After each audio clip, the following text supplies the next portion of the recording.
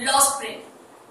And we discussed the first story, Sometimes I Find a Rupee in the Garbage, and you came to know the character Sahab, who's from the deprived background, and he was forced into labor in the early age and denied the opportunity of schooling. Hope you all have got the character and the story well. Today, I have a new character with me. His name is Mukesh. So, we're going to discuss what's his dream about and also the background of his life. Are you ready? Here starts our second story. I want to drive a car.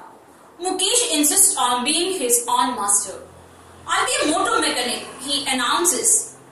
Do you know anything about cars? I ask.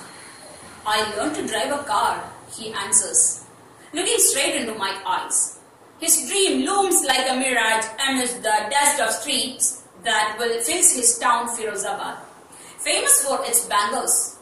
Every other family in Firozabad is engaged in making bangles. It is the center of India's glass-blowing industry, where families have spent generations working around furnaces, welding glass, making bangles for all the women in the land, it seems.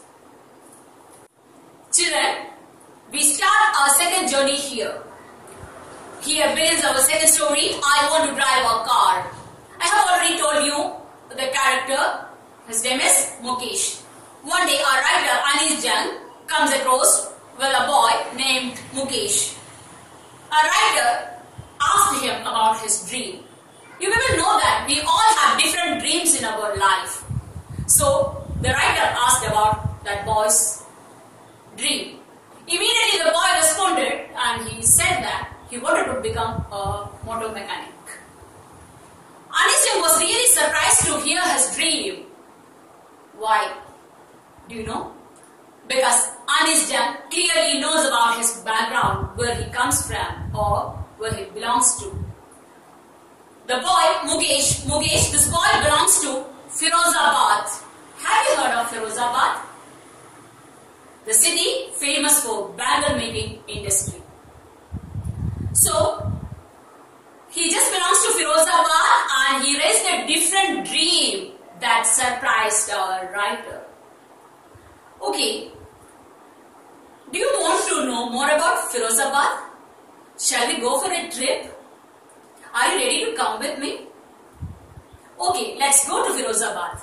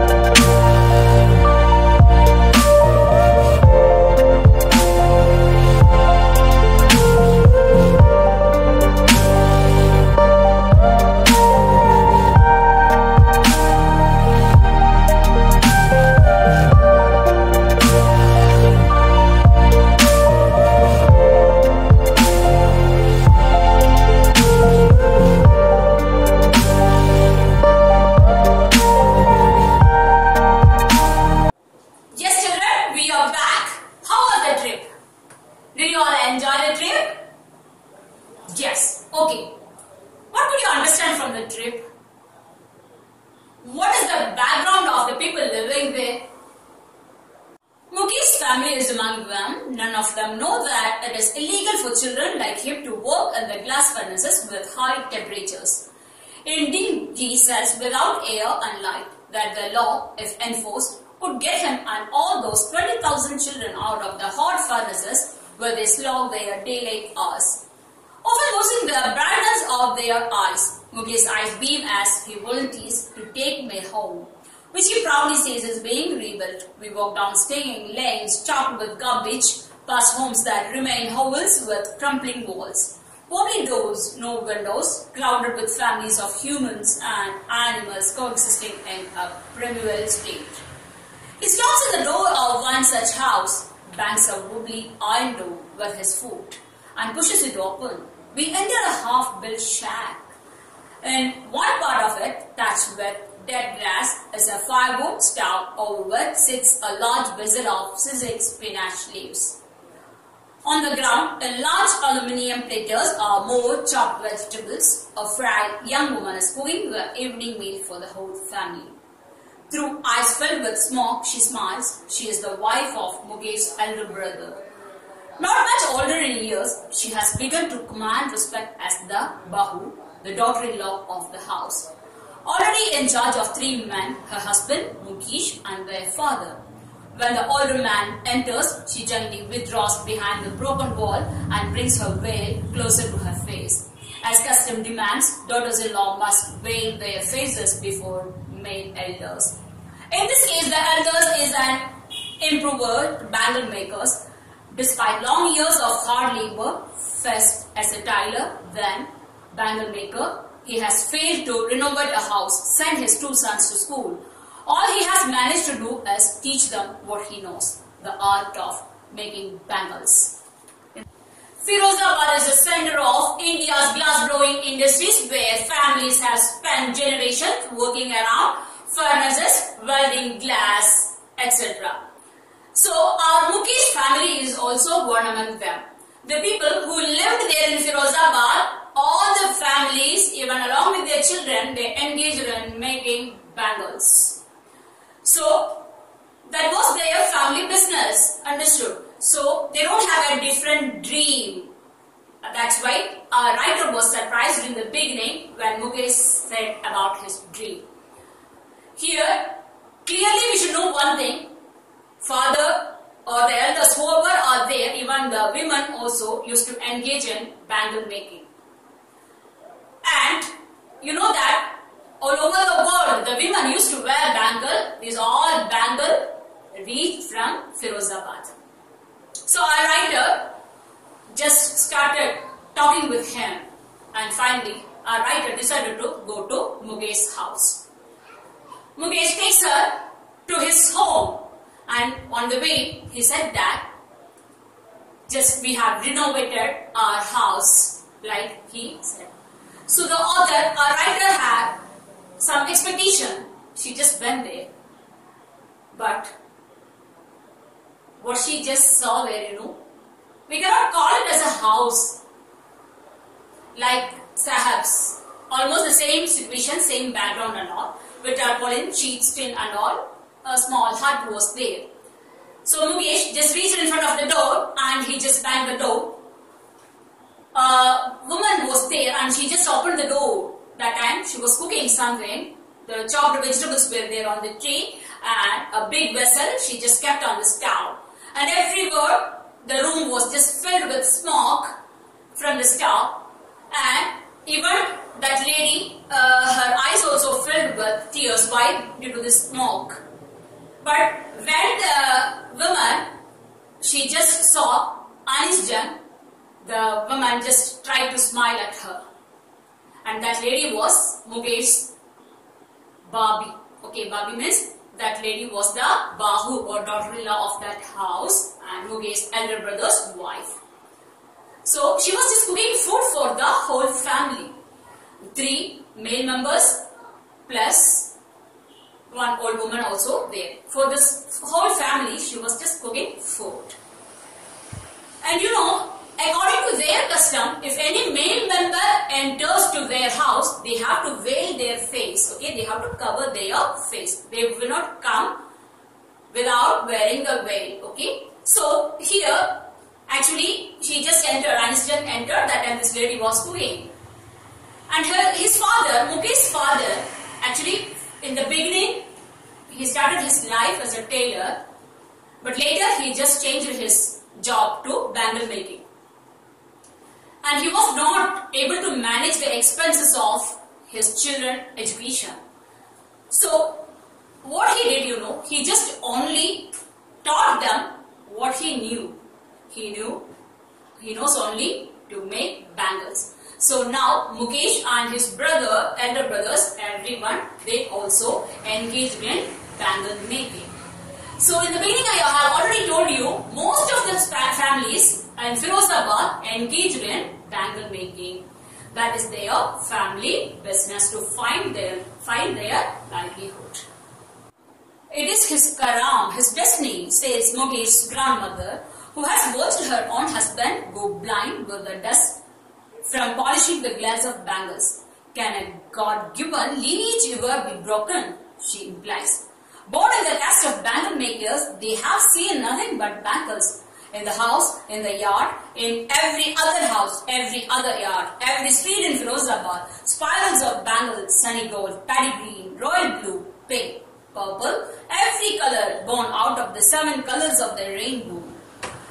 Lie in mounds in uncapped yards are piled on 4-wheeled handcarts pushed by young men along the narrow lands of the shanty town. And in dark hamlets next to lines of flames of flickering oil lamps sit boys and girls with their fathers and mothers welding pieces of colored glass into circles of bangles. Their eyes are more adjusted to the dark than to the light outside. This is why they often end up losing their eyesight before they become adults. I told you, an old woman was there in Mukesh's house, his grandmother, and she just said that it is their karam or destiny. Because they are forced to do the work, that is bangle making, and which is not that much easier job, understood. Okay, it's very difficult for making bangles. And God also even hasn't given the lineage for them, means that they were just really forced to find money, okay. That's why they just engaged in bangle making, which is not that much easier.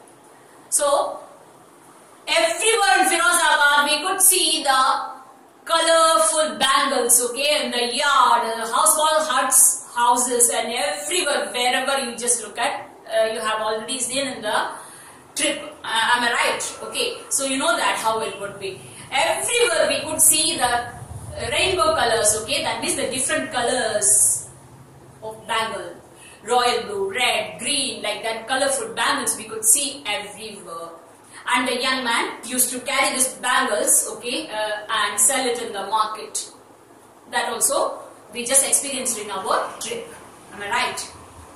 Now, you know that even the small kids and the elders, everybody, they just used to sit together, sometimes in the house, or sometimes they used to go to the furnace to make bangles. So small pieces of glass, they have to join together to make bangles. So, there were no electricity. They have to just used to join the small pieces of glasses in dim light, okay. That's why their eyesight was just adjusted with the darkness more than the light outside. So, small children also used to go to this furnace under the high temperature. These people have to work together to make bangles. So that heat, that temperature also very difficult for them, and even they have to just work under the dim light to join the small pieces of glass to make bangles. That's why what happened, people just, even the children also used to lose their eyesight before they become adults. That means in the small age itself they just lose their eyesight. Why? Because they used to give that much stress or strain to this. That's why they used to just lose their eyesight. So this lady says that this is their karam or destiny, okay, no other way. That's why they engaged in this business. Savita, a young girl in a drab pink dress, sits alongside an elderly woman soldering pieces of glass. As her hands move mechanically like the tongues of a machine, I wonder if she knows the sanctity of the bangles she helps make. It symbolizes an Indian woman's suhag, auspiciousness in marriage.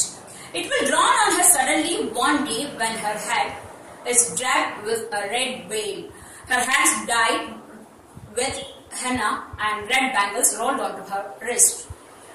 She will then become a bride, like the old woman beside her who became one many years ago. She still has bangles on her wrist, but no light in her eyes. एक वक्त से बार काना भी नहीं कया. She says in a voice drained of joy. She has not enjoyed even one full meal in her entire lifetime. That's what she has reaped. Her husband, an old man with a flowing beard, says, I know nothing except bangles. All I have done is make a house for the family to live in. Hearing him, one wonders if he has achieved what many have failed in their lifetime. He has a roof over his head. Ani's young, noticed a girl, Savita. She was just sitting beside an elderly woman and just soldering the pieces of glass to make bangles. That too, red color glass pieces to make the bangles. That time Ani's dad just thought that this girl, whether she would know the importance of these bangles, what she was making. Actually people, you know that north side, especially northern India, bangle, that is especially red color bangle, is very important for marriage functions. Okay, the bride used to wear red bangle. So Ani's just started thinking that this girl Savita would become one day a bride, and that time she just wanted to cover her face with red veil, red color bangles she wanted to wear, and even her hands dyed with henna. Okay, and she just would become a bride. But she doesn't know anything about this, and she was just engaged in her work. But the old woman who was just sitting there, once that old woman also was a bride. Okay, and you know that the marriage means a special occasion or the special day in one's life. And even this old woman also enjoyed that or experienced that special day in her life. Okay, so that day was very bright for everyone. But now only that day was bright. Now even she doesn't have the light in her eyes, the old woman. Okay, and an old man was there. Okay, and he just said, what I have to do is that only for my family I just engaged in bangle making business and just found some money and made this house. That was the only thing I was able to do for my family. And just really we are happy because over our head we have a safe roof to sleep in, like that he said. The cry of not having money to do anything except carry on the business of making bangles, not even enough to eat, rings in every home. The young man echoed, the lament of their elders little has moved with time, it seems, in Firozabad.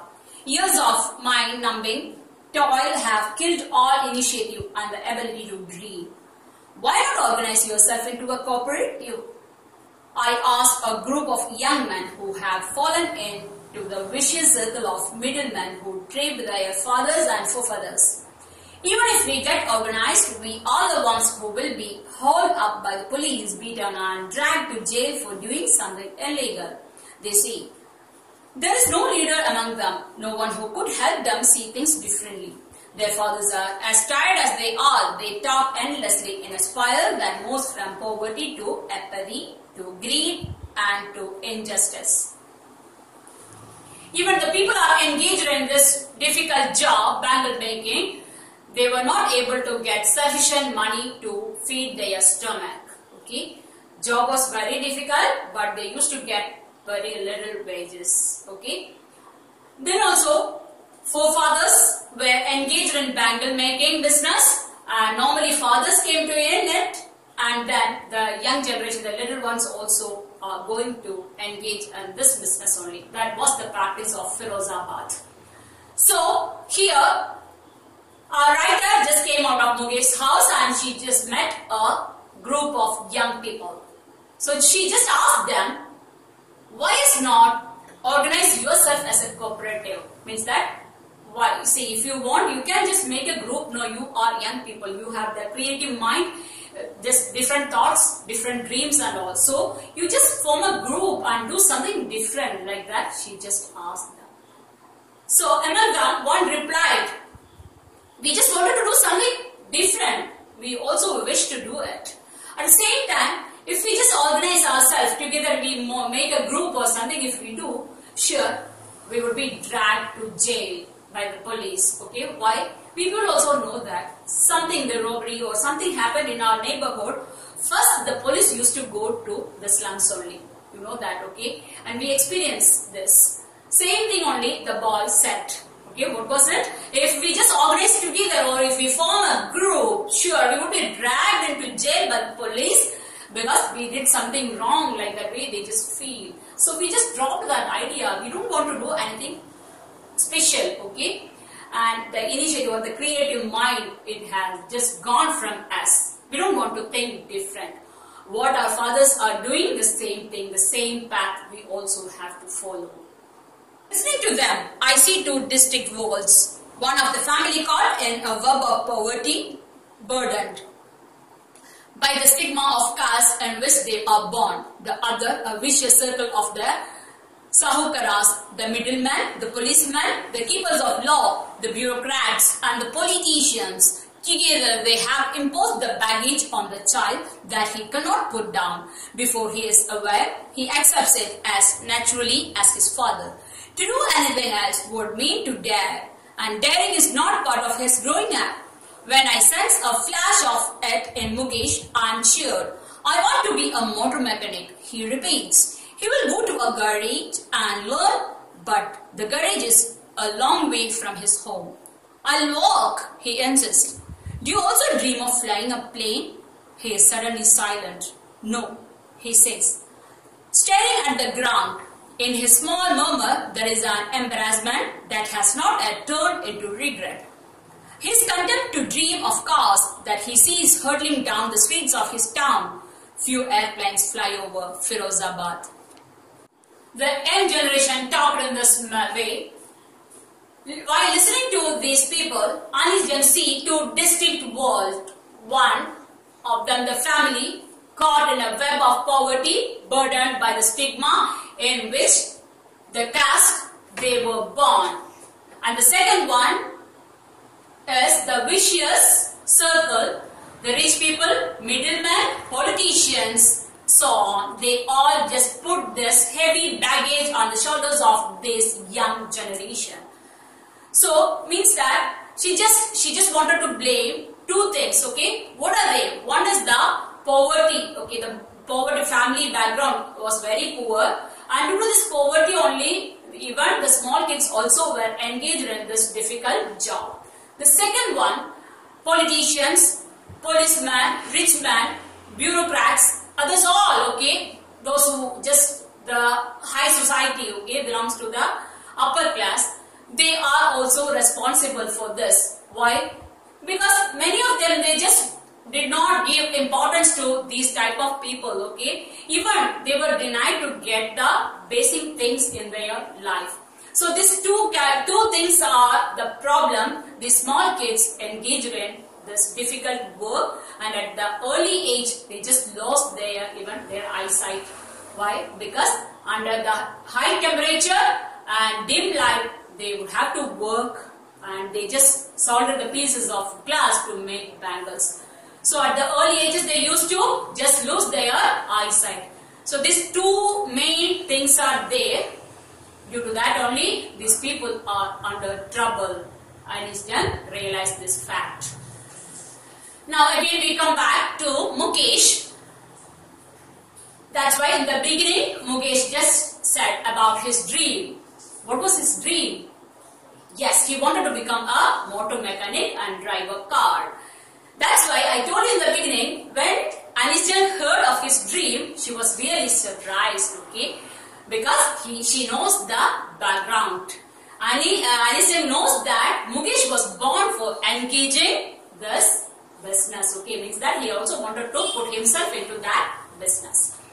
But here, really Anis Jung was happy to hear his dream. Why? Because among them, those people, they all know that they just wanted to do this business only. But among them, Mukesh just raised the lawn and he had a different dream. He just wanted to become a motor mechanic. And Anis Jung asked him that, how do you learn driving? You don't have a car. So the boy said that, he wanted to go to a garage and will learn driving. But the garage also, he just wanted to go long distance, then only he'll be able to learn this. So Anis Jung asked him that, do you want to become a pilot? Do you want to fly the airplanes? Suddenly, the boy became silent because that was not familiar to him.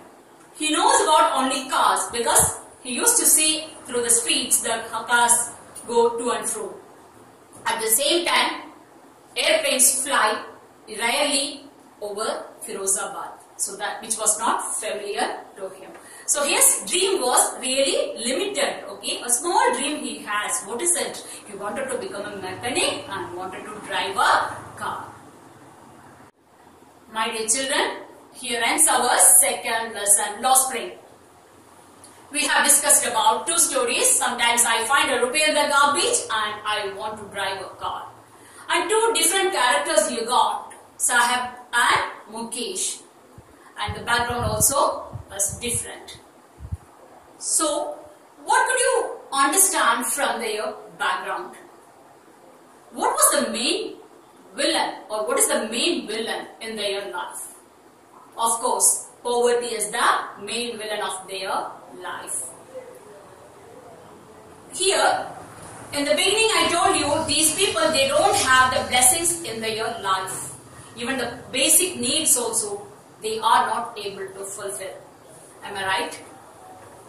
So, you know that many people are there here. We know the politicians and the other people, every time they used to just raise their voice for eradicating such type of things, illiteracy, poverty and all. But only they just preaches, never come into practice. Nobody gave importance to these type of people or this category, and still the same situation is continuing. And these people are just denied the opportunity of even getting education.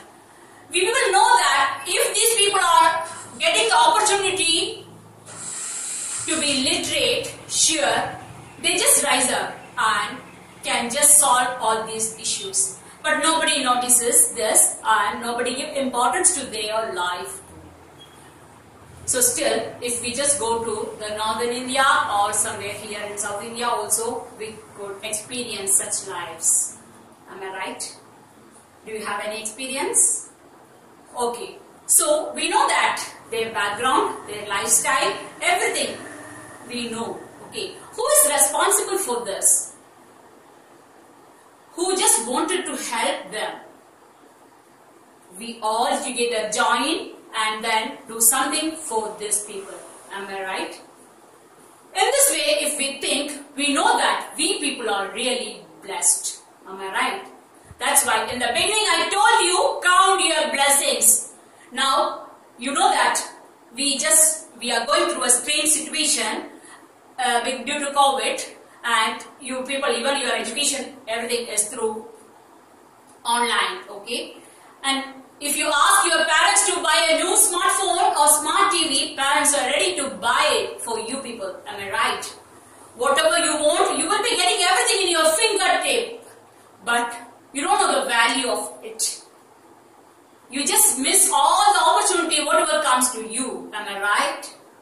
So here, you should think that there are some people, they don't have any facilities in their life. They are eagerly waiting to get something, some blessings in their life.